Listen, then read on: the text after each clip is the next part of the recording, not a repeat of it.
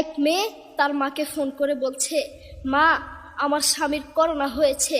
মা বললেন, সাবধান, তার কাছে যাবি না, আমি সকালে সিএনজি পাঠিয়ে দিব, তুই টপ করে সিএনজিতে উঠে যাবি। এটার নাম দুনিয়া, এটার নাম দুনিয়া।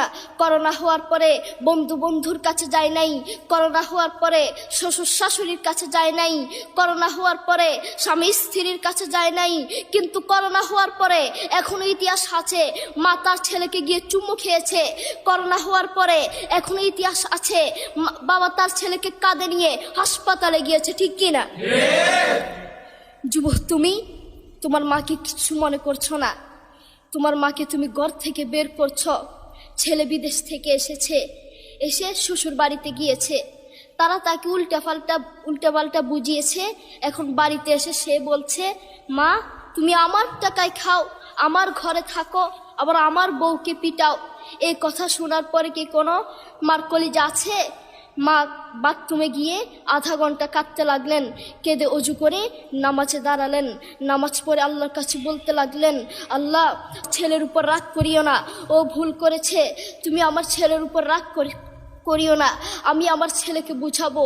এরপর মা গিয়ে ছেলেকে বুঝাচ্ছেন, বলছেন, বাবা তুমি আমাকে বের করে দিবা, সমস্যা নেই, তুমি আমাকে বের করে দিও, কিন্তু আমার একটা স্বপ্ন আছে। ছেলে বললেন, কি স্বপ্ন বলেন? মা বললেন, তুমি বাজারে গিয়ে একটা পাকা আম নিয়ে আসবা, এসে তোমার বুকের উপর রাখবা, সকালে উঠে ওটা আমি খাবো। এরপর ছেলে বললেন, আচ্ছা ঠিক আছে। ছেলে বাজারে গিয়ে একটা পাকা আম নিয়ে আসলো, এসে বুকের উপরে রাখলো। 5 মিনিট না যেতেই সেই আম পিঠের নিচে পড়ে চ্যাপ্টা হয়ে গিয়েছে। এরপর ছেলে মাকে বললেন, মা তুমি কি সকাল উঠে আমটা খাবে?